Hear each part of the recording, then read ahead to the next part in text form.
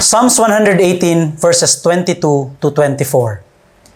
The stone that the builders rejected has now become the cornerstone. This is the Lord's doing, and it is wonderful to see. This is the day the Lord has made. We will rejoice and be glad in it. Good morning, everyone, and welcome to Breakthrough Church virtual worship. Indeed, this is the day that the Lord has made. We will rejoice and be glad in it. And as we celebrate and remember the victorious event of the resurrection of our Lord Jesus Christ, may our hearts be filled with gratitude and praises to Him, knowing that we have hope in Jesus' name. Let us pray. Our most gracious, loving, and heavenly Father, we praise You and thank You, dear God, for this wonderful morning that You have given to us. Thank You, Father, because this day we remember and we commemorate the resurrection of our Lord Jesus Christ, the thing that has given us victory over this world and even to the world to come. Lord, we praise You and thank You for this great celebration that we have this day. And we commit to You our worship for today. We give You all the glory and honor and praise in Jesus' name. Amen and amen. Let us continue to worship our living God as we join our praise and worship team in singing praises and giving glory to our Lord Jesus Christ.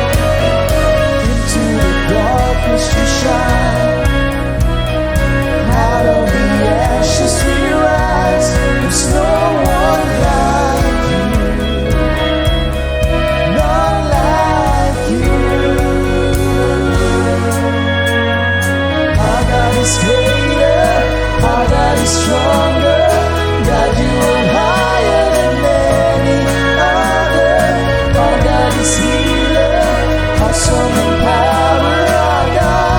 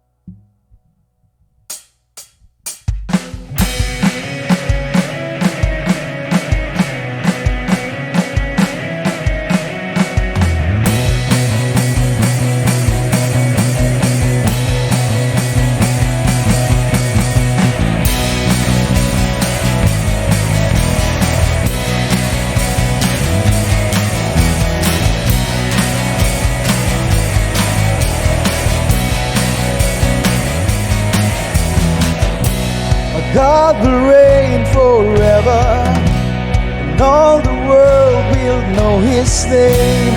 Everyone together, sing the song of the redeemed. I know that my Redeemer lives, and now I stand on what He did. My Savior lives. Every day a brand new chance to say, Jesus, you are the only way. My Savior lives.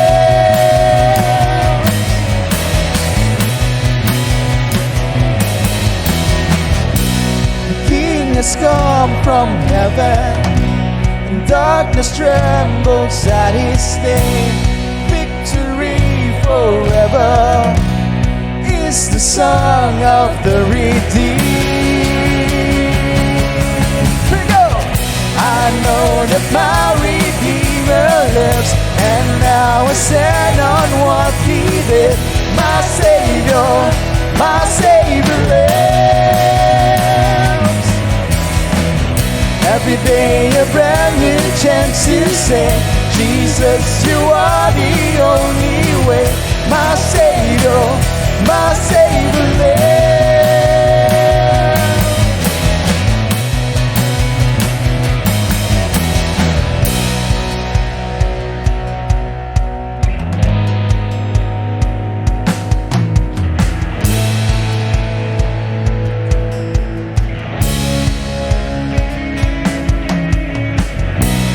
My Savior lives, my Savior lives, my Savior lives. My Savior lives, my Savior lives, my Savior lives. My Savior lives, my Savior lives, my Savior lives. My Savior lives, my Savior lives, my Savior lives. I know that my Redeemer lives, and now I stand on what He did. My Savior lives. Every day a brand new chance to say, Jesus, you are the only way. My Savior lives. He lives. I know that my Redeemer lives, and now I stand on what He did. My Savior lives. Every day a brand new chance to say, Jesus, you are the only way. My Savior lives.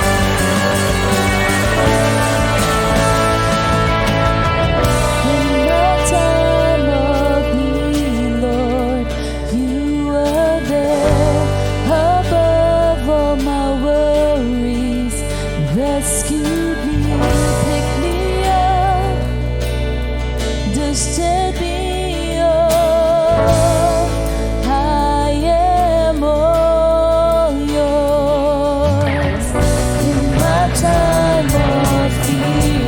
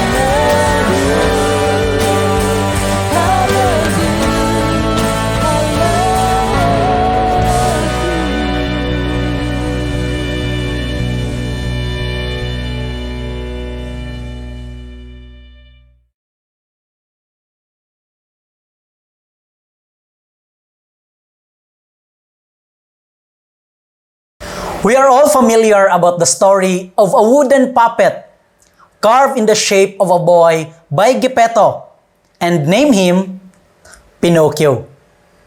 Geppetto wished that his puppet would turn into a real boy, a good boy, and the fairy granted his request.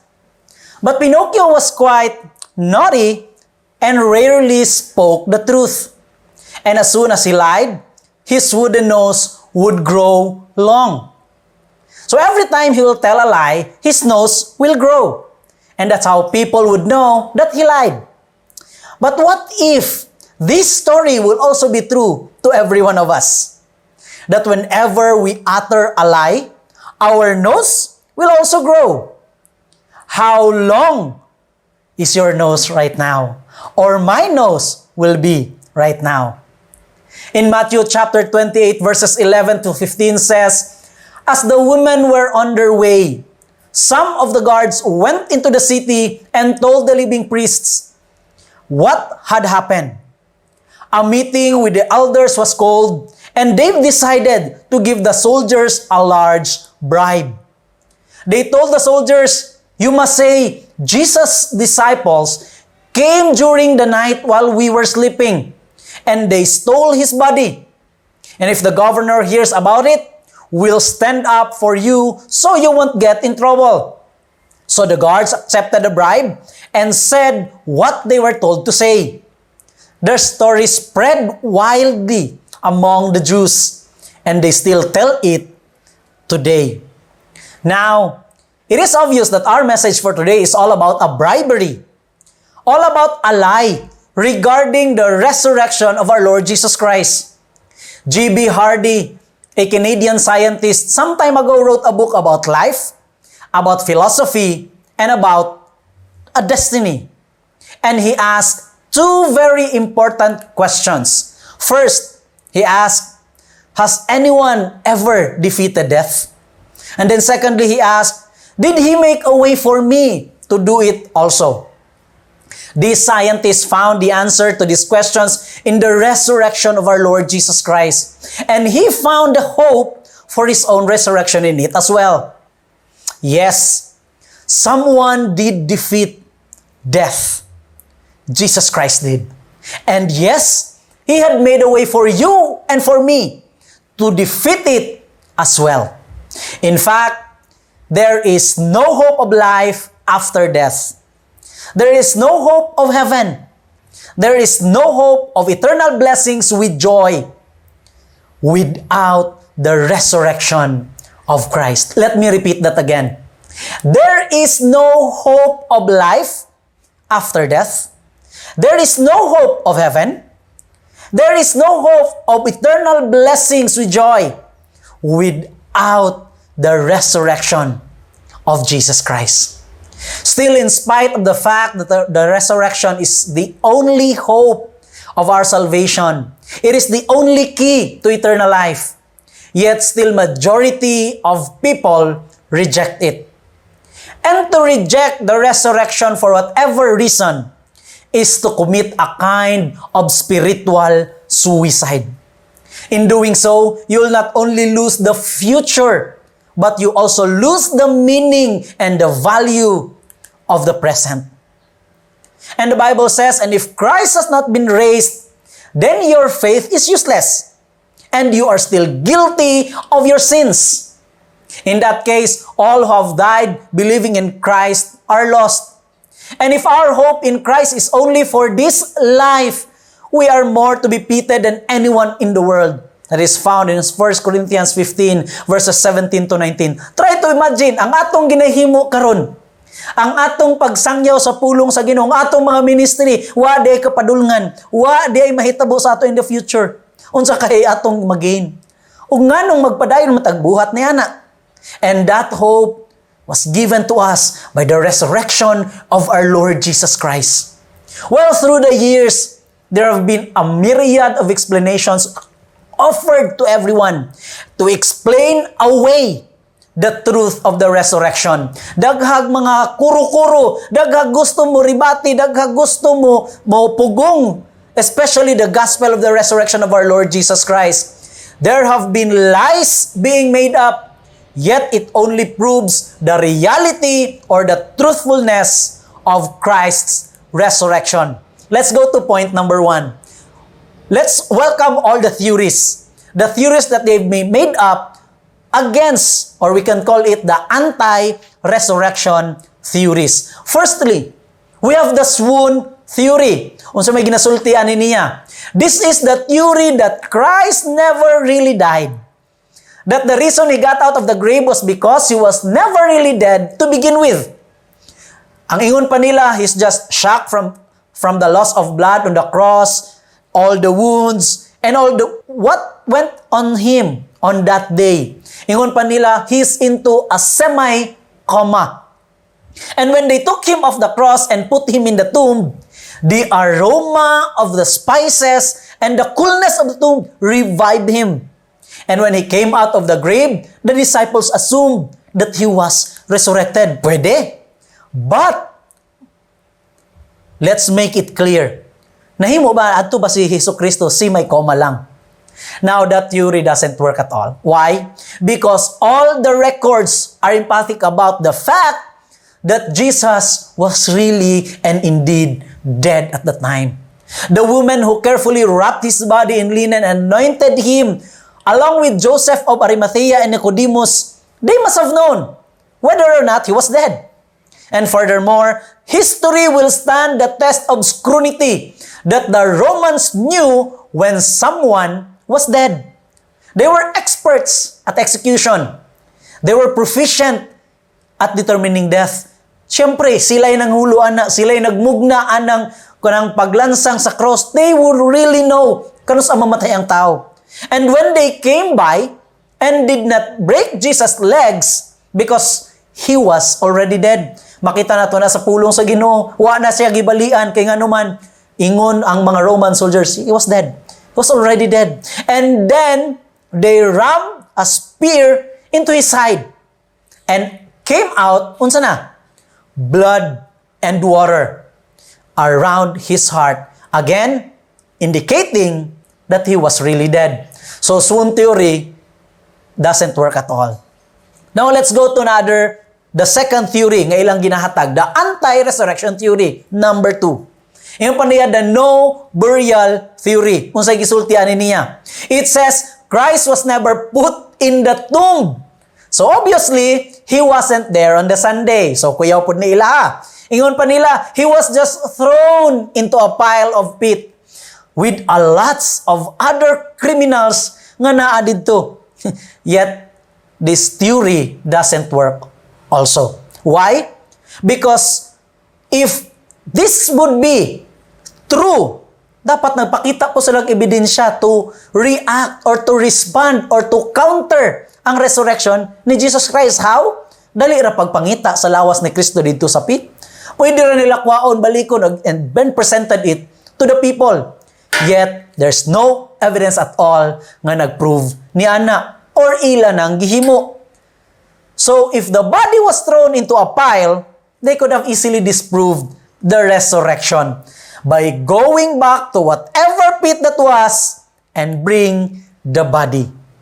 Now, ug anita sa ikatulong nga theory, ang pinakakusgan nga theory among all the theories nga until now gina-carry on sa mga tao ug ang nangulo ana are the priests, the Pharisees, the Sadducees, the Sanhedrin. Unsa man nga theory? The theft theory. Well, it says the disciples came and stole His body. Now, obviously, if the body isn't there, they know they've got to do or to explain why the body isn't there. So, ilang nahuna-hunaan, if they can't find anybody, if they can find the body of Jesus, the best explanation is what? Somebody came and took the body. So this theory says the disciples came and stole His body. Now keep in mind that the Jewish leaders were always trying to get rid of Jesus. Nganong di magid ni sila mahimutang? Nganong pirmi man nila kontraon si Jesus Christ? I mean, it started as far back gikan pagyud atong pagkatao ni Jesucristo. What happened? Herod slaughtered all of the babies in the area around that time by the birth of Jesus Christ. Why? To try to eliminate this threat to his throne. Then napag yun, wa pa sila nauna, kaya wa nila patay. They were forever trying to get rid of Jesus by using mass murder to try to kill him as a child. They used curses, accusations that he was demonic. Di ba? Naalala ninyo, gingnan niya, kampi ni Beelzebul. To try to discredit his ministry. See? And they used betrayal to capture him. Si Judas. And now, they used injustice to sentence him to death. O pagkabanhaw ni Jesucristo, proving that He is the Messiah, they use bribery to try to spread a lie about His resurrection.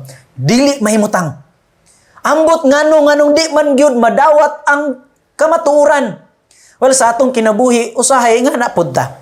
Every time nga naipakita sa ato ang Ginoo, sa ato ang Ginoo nga truth, we want to justify everything.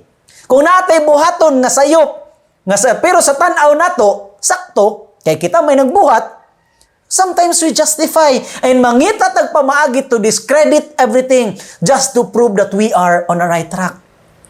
Well, let's go to the other point. Ganina, we have looked on those theories. O ang pinakakusgan is the theft theory. Now, ato nganong kusgan kayo ni? Nganong until now present ni nga theory? Now, let's go to the report. After Jesus' death, He was placed in a garden tomb.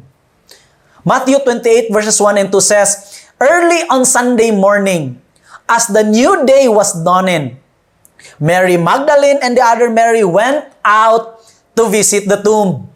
Suddenly, there was an earthquake, for an angel of the Lord came down from heaven, rolled the stone, and sat on it. Christ has been released out of the grave. He is alive. That's the announcement that was made to the women. And they check out the tomb, and it's true. Jesus was gone. So what happened to the soldiers? Asa naman itong gipabantay sa mga Pharisees? Nag-hire man sila og daghan kayong sundalo para magbantay lang sa tomb. Where are they? In verse 4 it says, the guards shook with fear when they saw him, and they fell into a dead faint. Kuyapan nga murag wa na gyud sa panimuot. The Roman guards saw the angel. They've experienced the earthquake, the moving of the stone, the arrival of this heavenly messenger, and it put them out unconscious. So as the women were going into the city looking for the disciples, these guards, pag mata nila, nakuyawan na sila sa nahitabo, they were also going. Asa sila? In verse 11, it says, some of the guards went into the city and told who? Kinsay giingnan sa mga guards? The leading priests, the Sanhedrin. They were all there. Ni-report ang mga guards unsay nahitabo dito sa tomb. And take note, they showed unto the priests all the things that had happened. They described the earthquake, the rolling of the stone, the arrival of the blazing angels sitting on the stone, and they described the empty tomb. Well, the chief priest knew it was a supernatural event. And I believe that the Jewish leaders then were the first to hear about the resurrection, but they didn't come. They were so resistant. They were so blind and so sinful, and they are so locked in their own religious beliefs. Kana bitaw naa na kay kuptan? Kana bitaw naa na kay namatan? Mao na atong ginaingon, mao na po na atong pakamatyan. This is so hard. Why it's so hard for the priest to accept that Jesus Christ resurrected? Why is it's hard to accept and hard to go sa tomb and to believe all of the guards' report? Why? I don't know. Kung atong isa-isahon, naglagot sila daan kay Kristo. Dili sila ganahan kay Hesus Kristo. That's why everything ay ang buhaton, why bili sa ilaha? The news brought shock to everyone. The news brought fear to everyone. But it didn't bring them to repentance. And it did not bring them also to the saving faith in Jesus Christ. All they did was like this. We can't let this get out. We've got to stop it. That's why sa verse 12, ingon pa niya, a meeting with the elders was called. Gipatawag ang tanang kadagkuan. Nagpatawag og meeting. About what? Unsay ilang gihimo, unsay ilang decidan.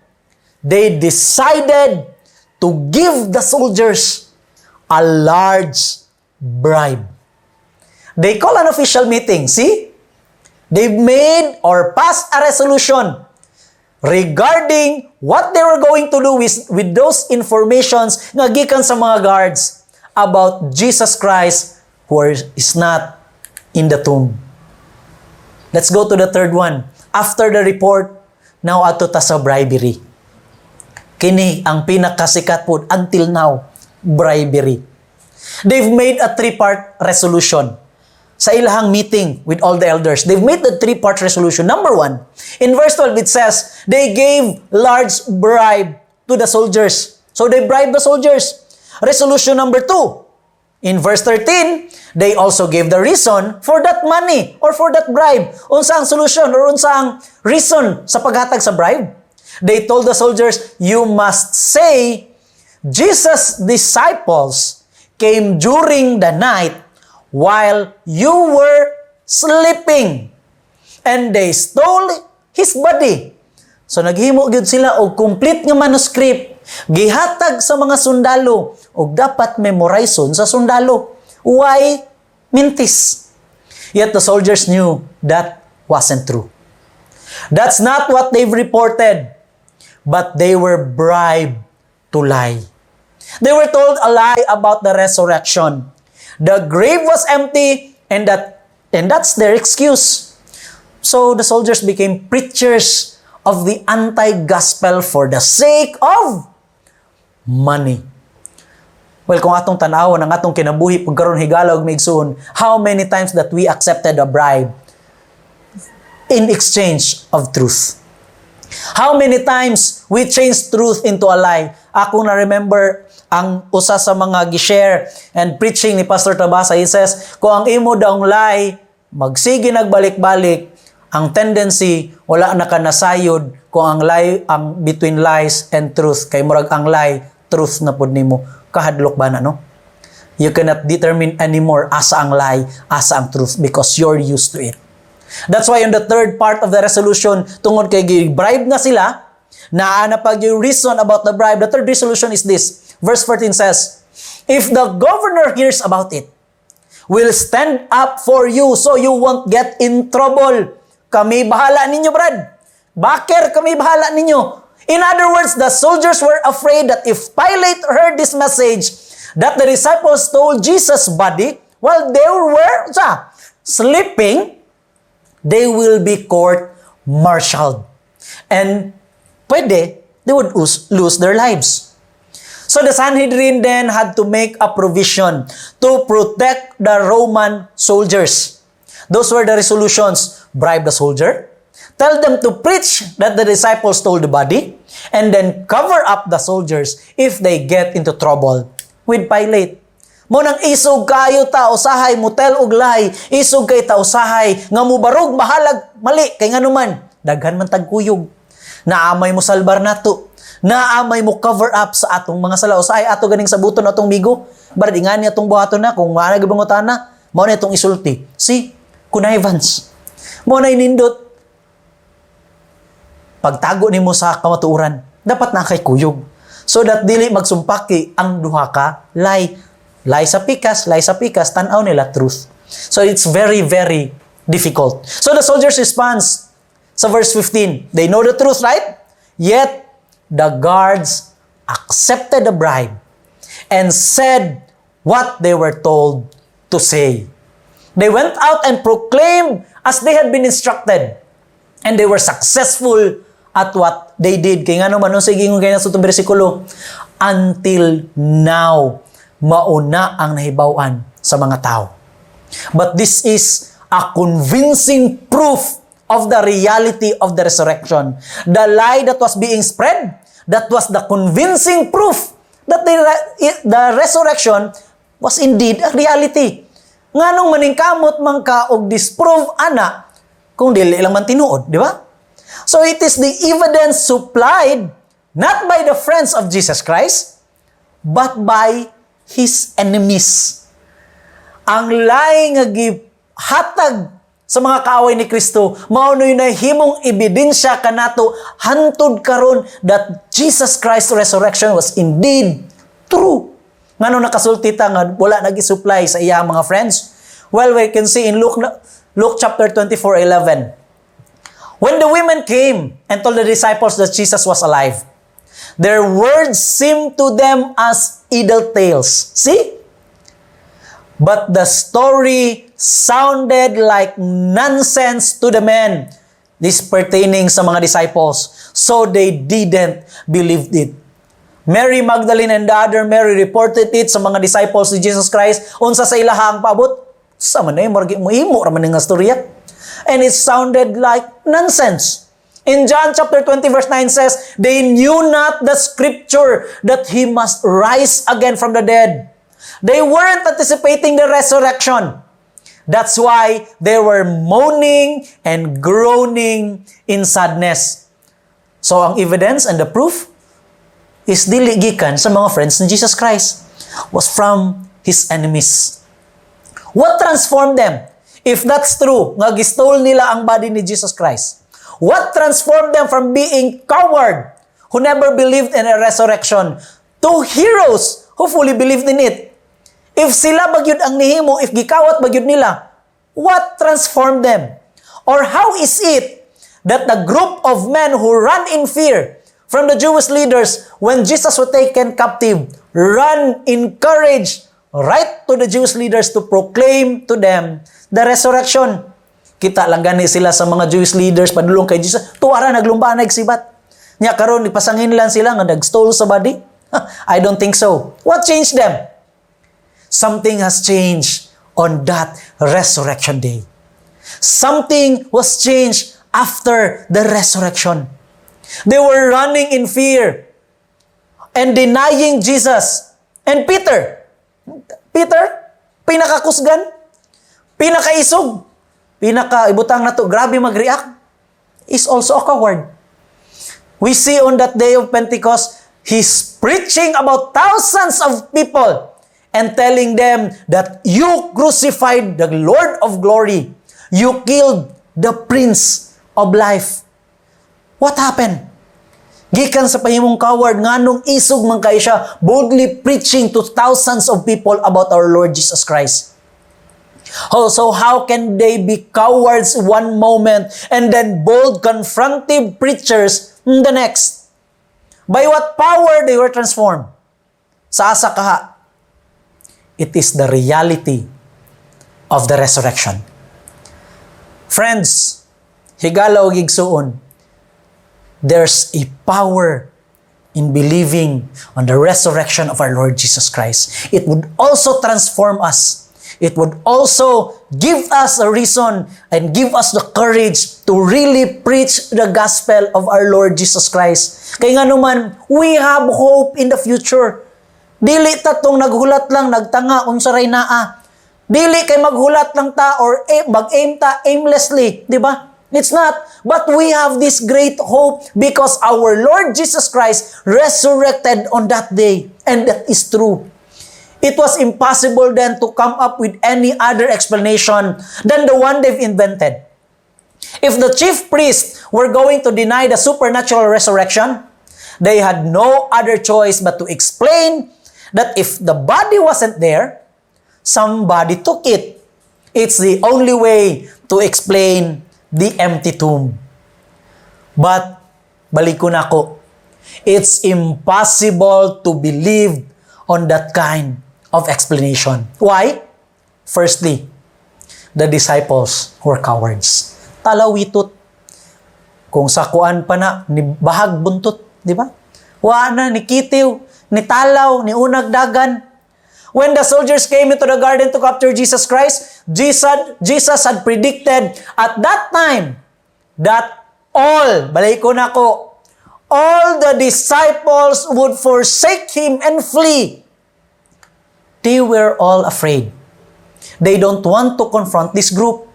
And Peter even denies Jesus Christ several times. He denies knowing Him. He denies he followed Him. So everything.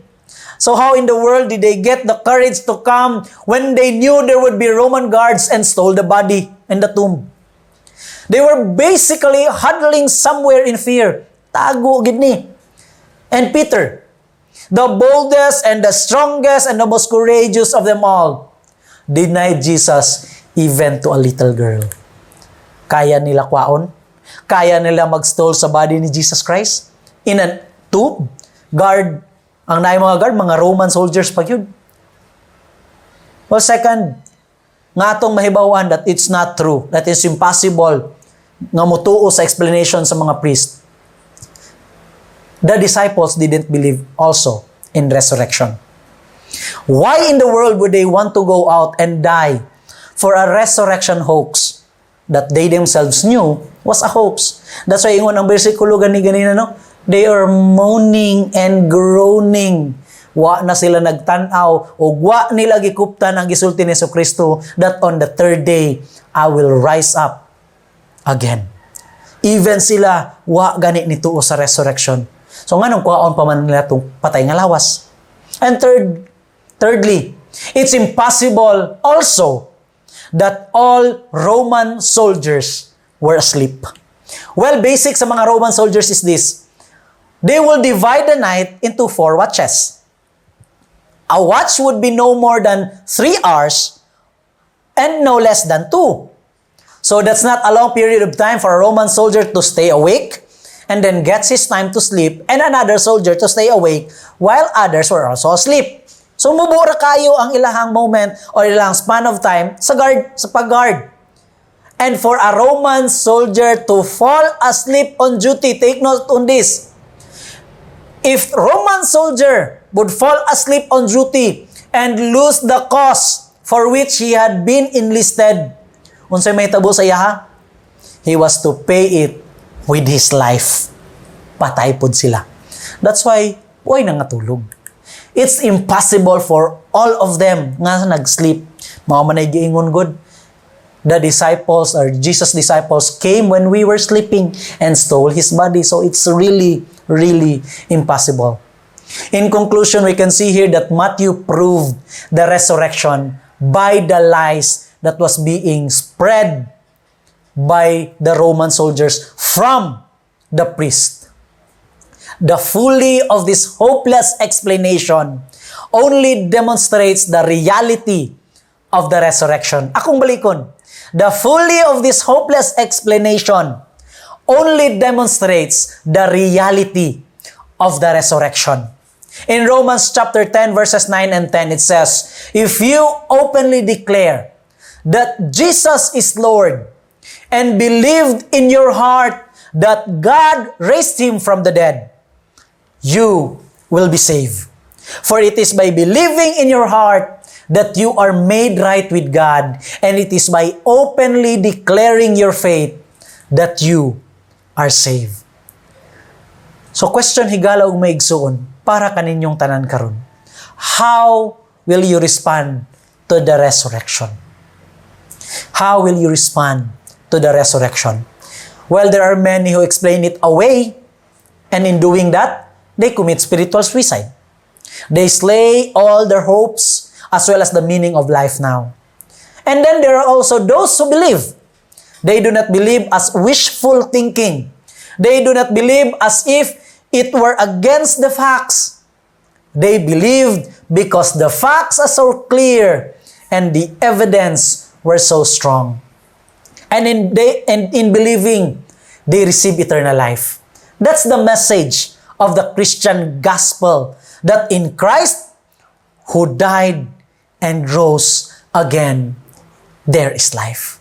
That's the message of the Christian gospel, that in Christ, who died and rose again, there is life. The hymn writer said, "Death cannot keep its prey.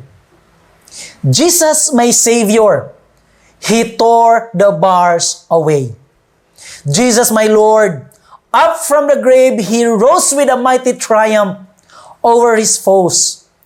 He arose, a victor from the dark domain, and He lives forever with His saints to reign. He arose, hallelujah, Christ arose." Let us pray.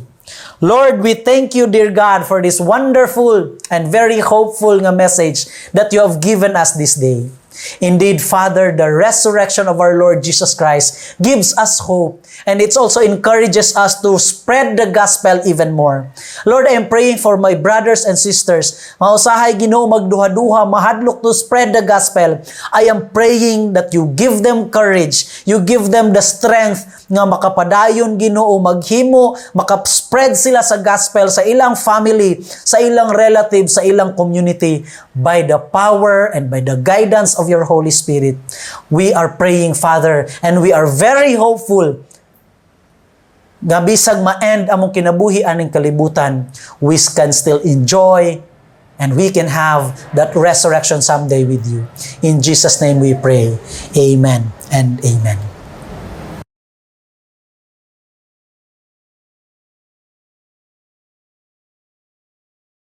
Today we are also celebrating the Holy Communion. And I am requesting all the fathers or leaders in each home to distribute the elements to the members of your household. And we will partake the elements together.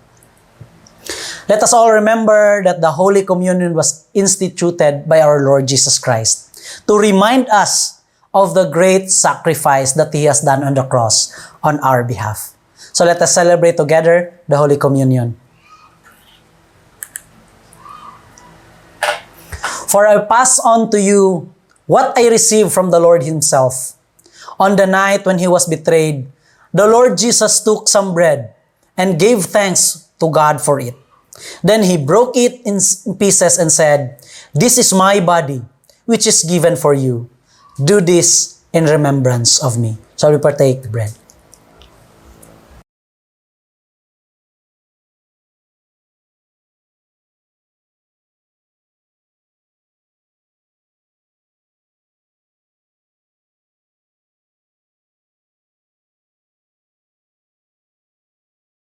In the same way, He took the cup of wine after supper, saying, "This cup is the new covenant between God and His people, an agreement confirmed with my blood. Do this in remembrance of me as often as you drink it. For every time you eat this bread and drink this cup, you are announcing the Lord's death until He comes again." Let's partake.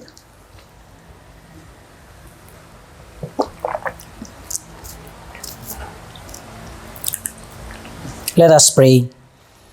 Lord, we praise you and thank you, O God, for the sacrifice that you have given to us.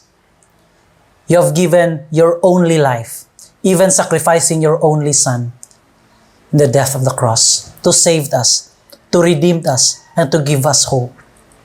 Thank you, our Lord Jesus Christ, for taking also that kind of obedience to your Father.